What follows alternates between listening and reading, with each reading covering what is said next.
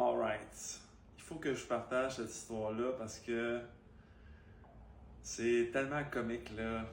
Anyway. J'ai un client qui m'écrit il y a environ 5 semaines. Il avait passé lui-même un mois aux îles de la Madeleine. Donc il a mangé énormément de produits de la mer, des produits locaux et tout. Mais quand il est revenu de son voyage, il me dit Nico, il dit je sens que ça travaille ici, là, mais c'est pas normal. Là. Il dit puis mes selles là, sont complètement modifiées. Il dit avant j'avais un beau transit intestinal, là, à cette heure c'est rien de la vieille boîte.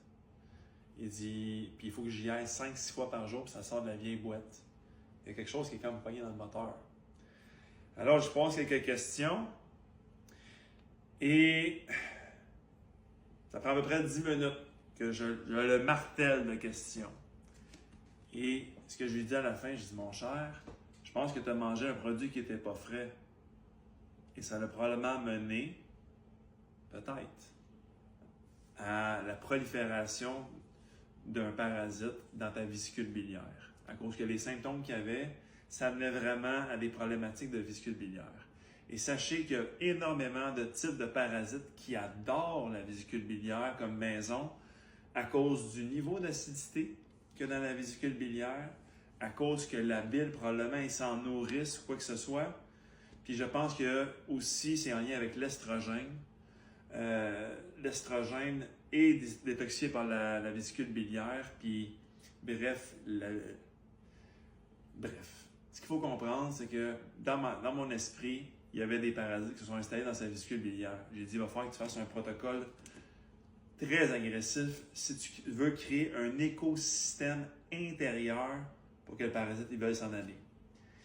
Et la personne était comme, bon, pas sûr, mais écoute, j'aime mieux faire de la prévention, mais je vais quand même prendre un rendez-vous à l'hôpital pour faire un test de sel et tout. Il dit, pendant ce temps-là, je vais faire le protocole que tu me suggères. Fait que le monsieur, il se commande le protocole de la compagnie en question que j'utilise pour ça. Il commence à le faire. Puis ça travaille. Là. Finalement, il s'en va à l'hôpital. Se fait tester ses selles. Il m'écrit, Nicolas, j'ai mes résultats. J'ai rien dans mes tests de sel. Fait que moi, en blague, j'ai écrit, écoute, arrête tout. T'as rien.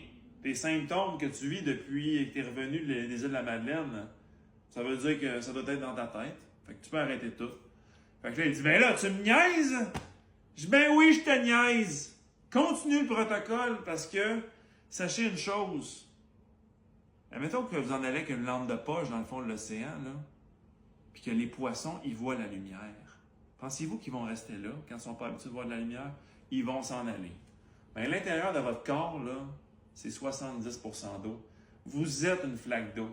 Fait que s'il y a des cochonneries, des parasites, là, puis qu'il y a un système de caméra qui passe par là, des tests, les parasites, là, c'est les Houdini du règne, on pourrait dire, des animaux ou des insectes, ou je ne sais pas comment appeler ça, mais c'est des Houdini. Ils ont une capacité à voyager dans votre organisme, passer d'un tissu à un autre, puis quand ils voient un agresseur, ils s'enfuient.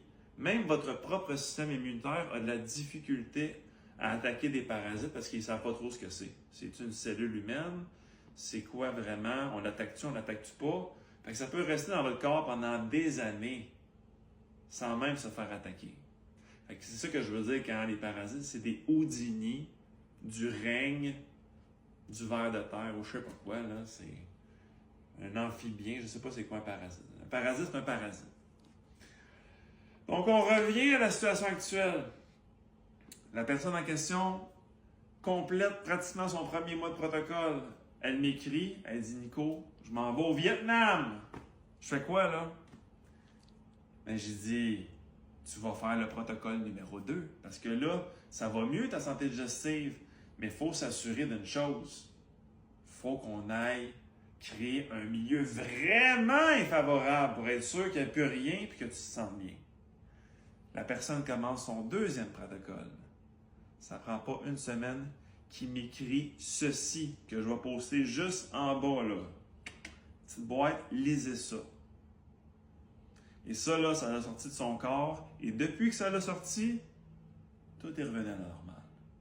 Et là, il va pouvoir tranquillement tout baisser ses dosages de produits antiparasitaires parce que ce qu'on voulait faire sortir, c'est sorti. Mais sachez que pendant que c'était dans son organisme, qu'est-ce qui s'est passé? Cette cochonnerie-là, elle a pu pondre des œufs à travers son organisme. Fait qu'on va continuer à faire le protocole pour tuer, on pourrait dire, la maman et les œufs qui ont été pondus dans son organisme. Donc, si vous ne croyez pas aux parasites intestinaux, je vous confirme qu'à mes yeux, si tu as un pouls là, qui bat en ce moment, tu as probablement un parasite. Bonne journée.